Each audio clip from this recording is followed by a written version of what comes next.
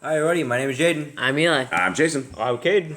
And we are the Yahushua and Torah YouTube channel. And we thank you guys very, very much for hanging out with us. And we are going through what we call the laws, statutes, and commandments of Messiah Yahushua. And Caden, for those who do not know who Yahushua is, can you tell us who that is? Yahushua is the Messiah. He is the person that died for our sins. He was the son of the Creator. And his name is Yahushua. His name is not Jesus. There was never any spelling like that unless you were Greek. Right. And so who do we call our creator? Because we don't call him God. Who do we call him? We call him Yahuwah or Yah. When Moses was talking to the burning bush, he's like, "What do I call you?" He's like, "What do I tell him?" Pharaoh, the people, goes, "Tell him I am that I am," and that translates to Yod He Vad He, behold the hand, behold the nail, which means Yahuwah. Yeah. And what does Yahushua mean? What does the name Yahushua mean? It means salvation. And what else does it mean? Yah is with us. There's a lot of stuff, and we do not, based on scriptures, do not believe that the Father and the Son are the same people. In fact, we think that is actually a very that's been a deception that has been orchestrated, and it is a great deception because when you are thinking that the Messiah and the Father are the exact same, then you start praying to the Messiah and you start praying to other entities and things of that nature, and it doesn't work like that. We've been told how to pray and how to do things like that. Gentlemen, how the heck are you guys doing? Good. How's your day?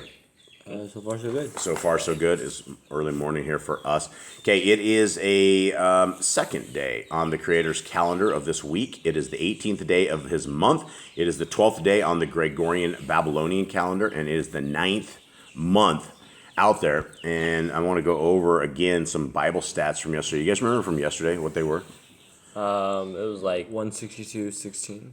160. That was earlier. I don't remember what yesterday's was, but so far today, as of the 10th day of December? I just looked at that. 12th. I might just be mentally ill.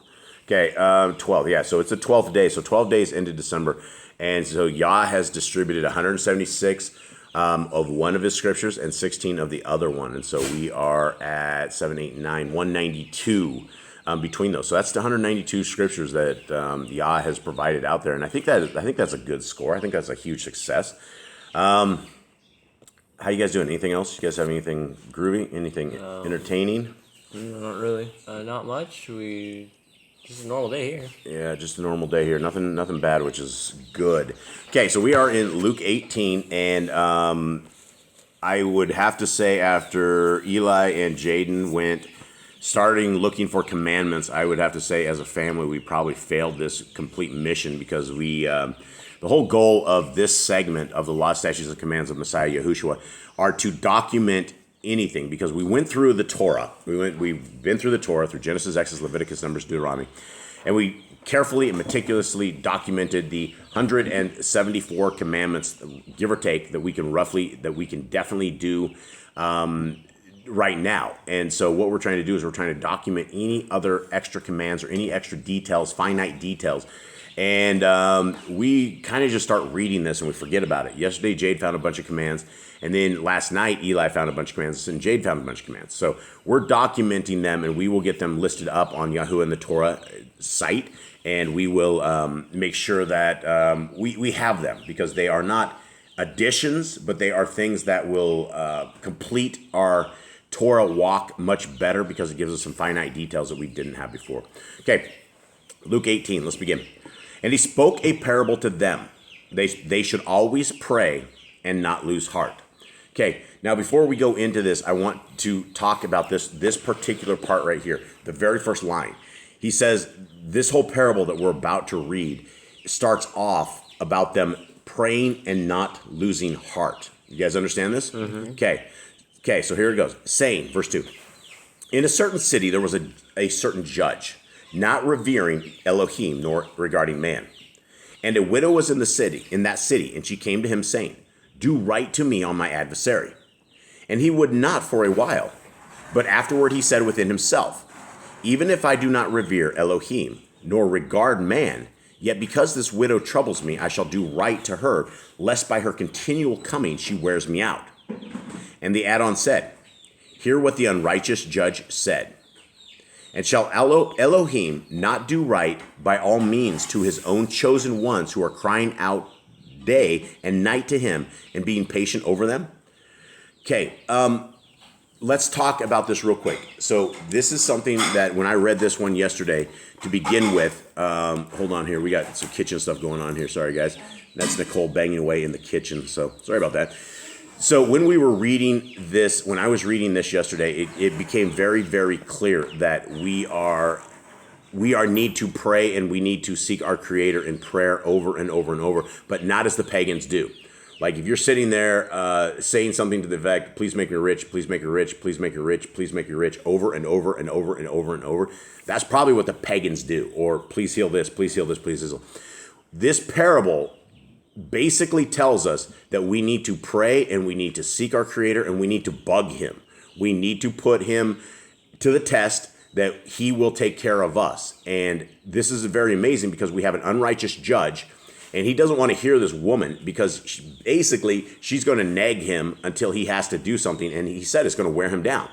That it tells us a qualification, possibly something of our Creator. Will we nag him as we are praying enough to get what we are after if it is in his will? What do you guys think of this? Yeah, after enough time, if you finally give in, when people don't stop asking for something, at some point you either tell them to go away and don't come back, or you give them what they want.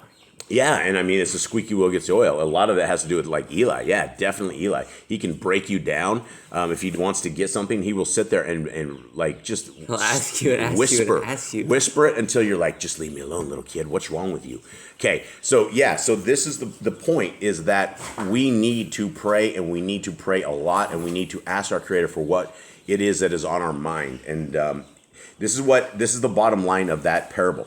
I say to you, and this is talking about Yahuwah, I say to you that he shall do right to them speedily, but when the Ben of Adam comes, shall he find the belief on the earth. Okay, right there, it says that our Creator is going to help you out speedily. A lot of times people will pray for stuff and they won't get their prayers answered. How is that speedily, folks? Well, because it's not the will of Yah. If you're, like you said, if you're praying to be rich, Yah's not going to just give you immense riches, right? That's not in his will to give you immense riches. It could be fast to him because it's like 1,000 years is one day for him. So like if he gives it take us 3 months, that's barely time at all for him. Yeah, well, of course, yeah. To Yah, it's not going to be any time whatsoever. But to us, I mean, a couple of days of sickness, and that becomes the end of the world to us. A lot of us don't want to be sick. A lot of us don't understand what time is, and a couple of days means everything. So here's another thing that Messiah Yahushua says. When the Ben of Adam comes, so when the son of Adam comes, shall he find belief on the earth? This is our Messiah that is asking this question. This question should make all of us feel very odd inside. It should make us feel very bad because he's asking the question that when he comes, will anyone on earth believe? I guess that goes to all of you guys out there, all our little family out there. Where is your belief? Where is your faith? Do you believe that the Son of the Most High is going to come and deliver us? Do you believe that he came and he died for our sins? Do you believe that our Creator's walk, the Torah, is the right way forward, right? If we are not keeping the Torah, and this one comment that he makes right here, when the Ben of Adam comes, shall he find the belief on earth? Now, do the Jews believe in the son of Adam? No. Why? Because they believe he isn't the Messiah and there's somebody else going for them. Yeah, the Jews are still waiting for their Messiah. They're still waiting to build this third temple, and everybody's waiting for this. They're waiting for the Antichrist to come and sacrifice something in the temple, and they're believing stuff that doesn't have to happen or anything have to happen for any of this stuff. So the question that our Messiah has asked is, will he find belief on the earth?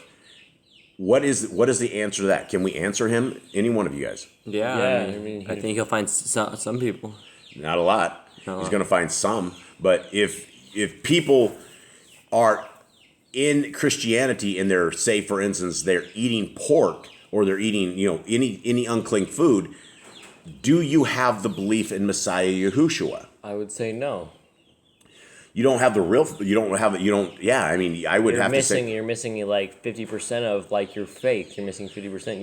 You're going in with it only with like half of what you need, and you need 100%. What does James say about faith without works?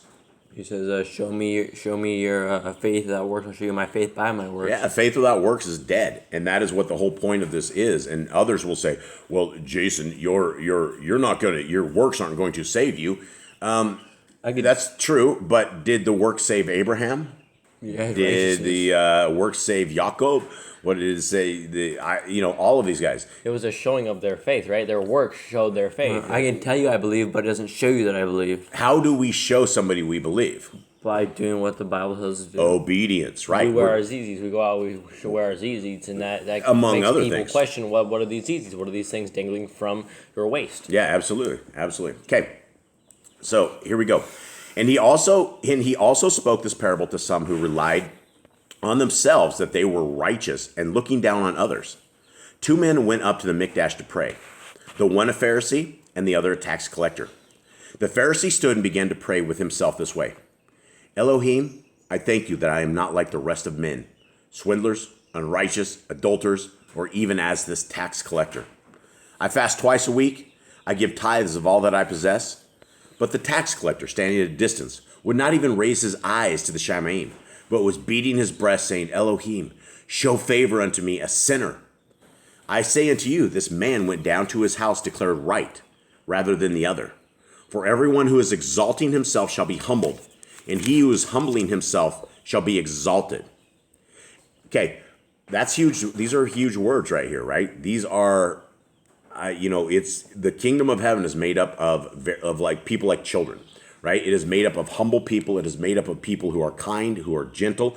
The salt of the earth, right? It's the meek.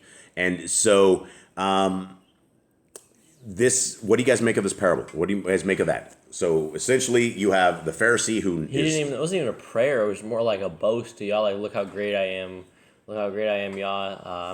I'm better than most men. And Yah is not asking us to sit there and say, oh, how great we are. Oh, I made this much money this week. Oh, I've done this great things. Look how great I am, Yah. And he wants our love. He wants our obedience. He wants our heart. He doesn't want our words that say, oh, we're so amazing. Yeah, Isaiah was talking about, all about the Pharisees and their idle words and how these people worship me with their lips, but their hearts are far from me. Okay, 16.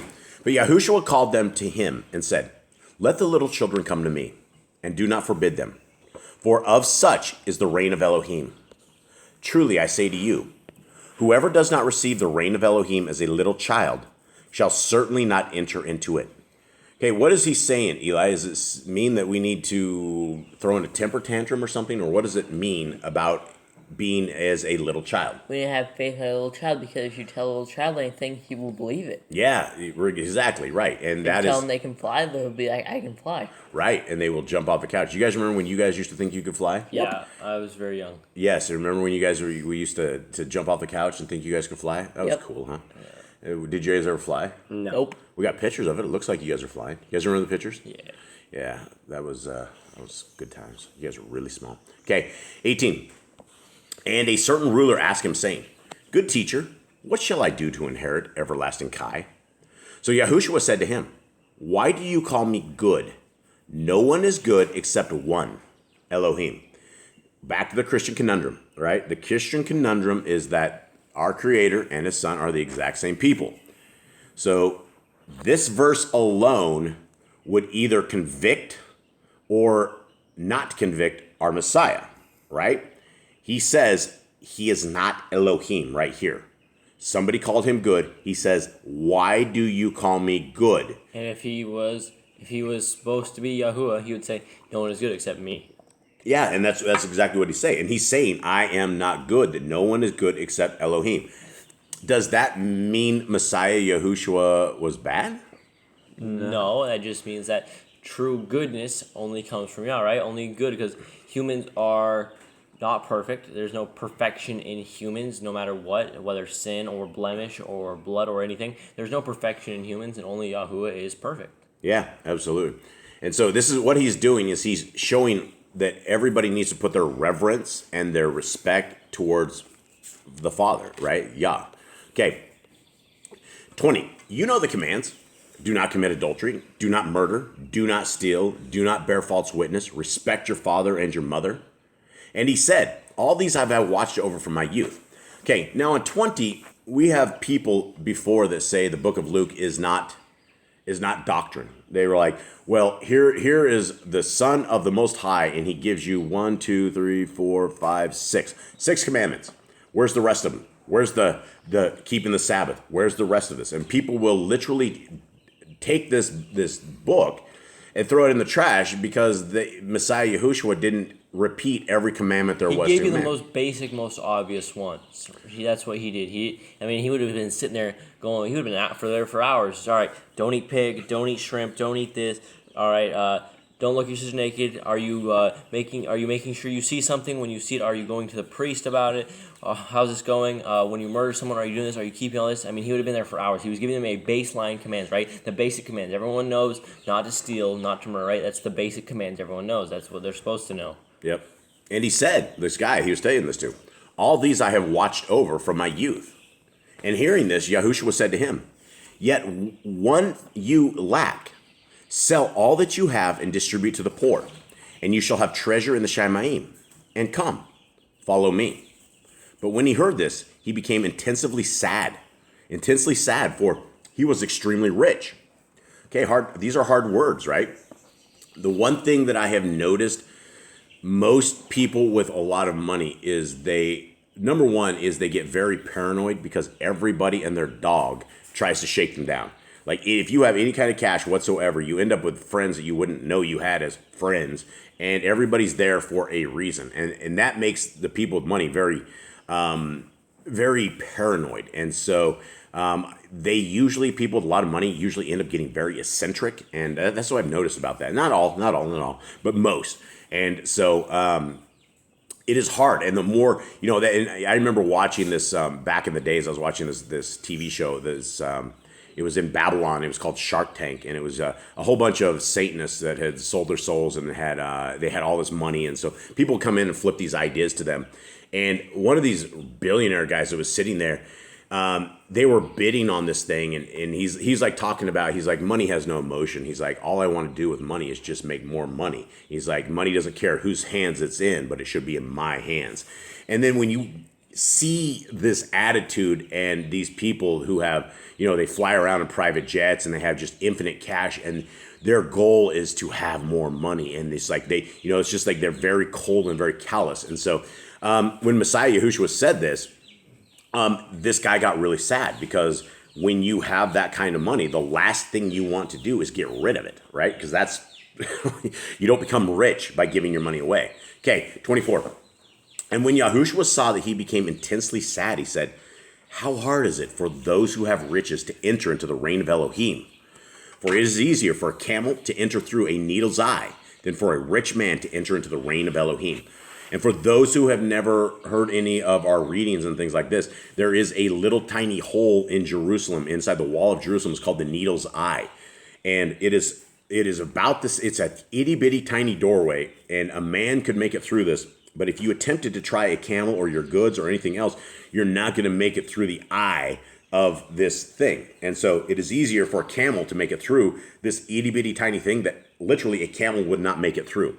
So if that sounds weird that you're trying to thread a camel through the needle's eye, I don't think that what it mean. But at the same time, yeah, it could be wild. You might get a camel through an eye of a needle better than a rich man getting to heaven. So that's hard words. 26.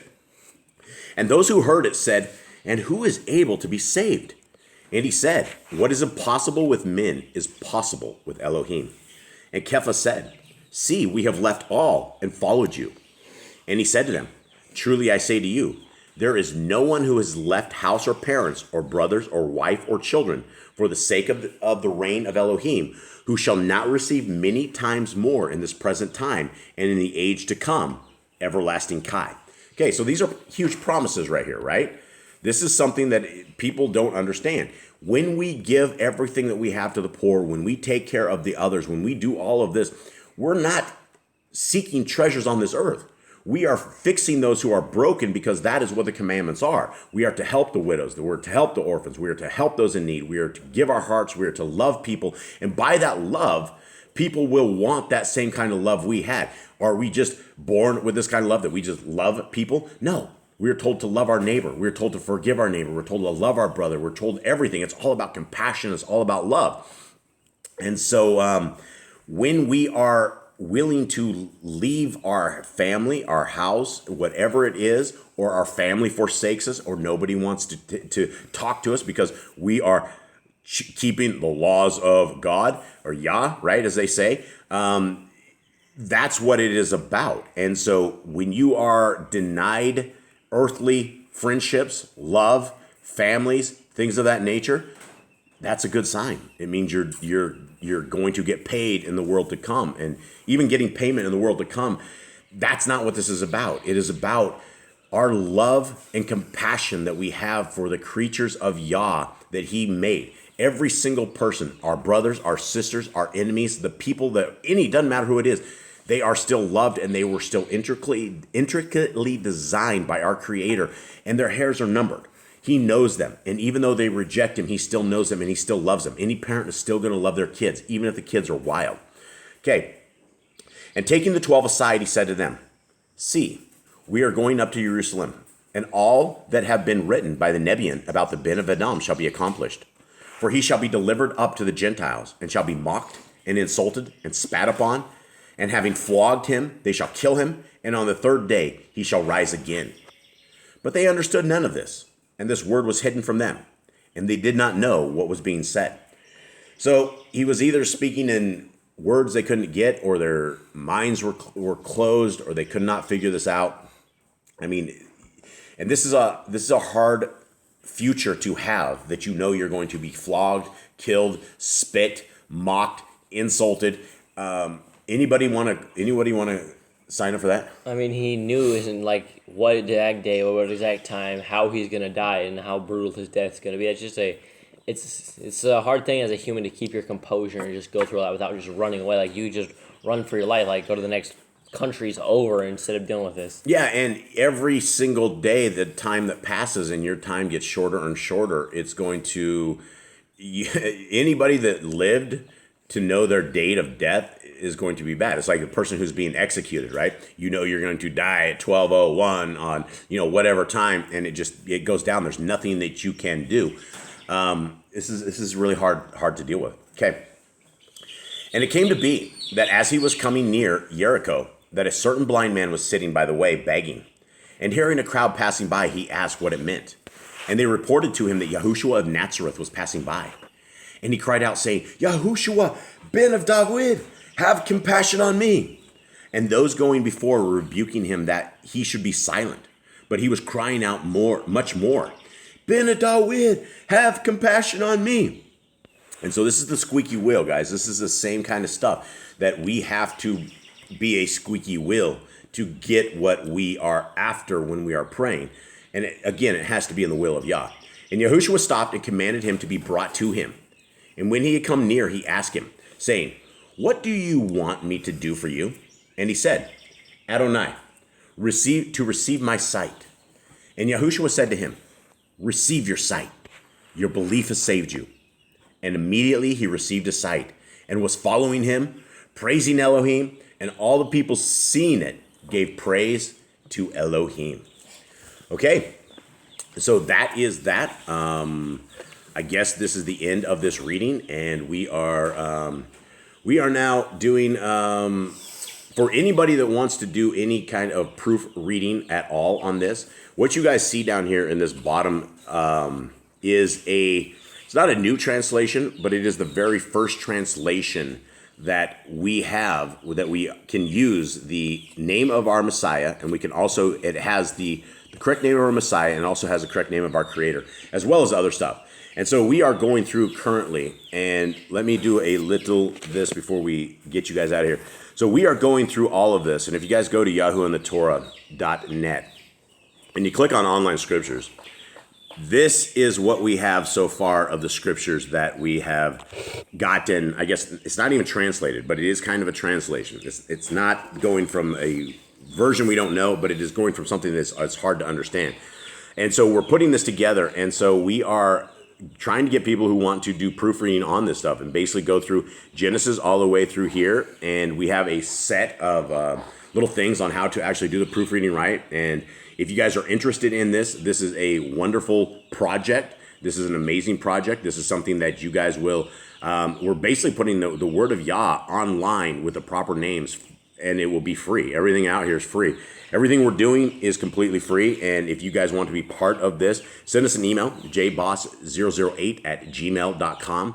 That's jboss008@gmail.com, and we would love to have you guys on here, and every chapter that we do, every verse that is out there that we're able to release to people is just amazing. And when this is completely done, we will compile all of this, into a application, and this application will be available on Android and anything else. It's going to take a while. It will probably take years, and so we are committed to this project. Nicole is committed to this project, and we are ready if you guys are ready. So let us know.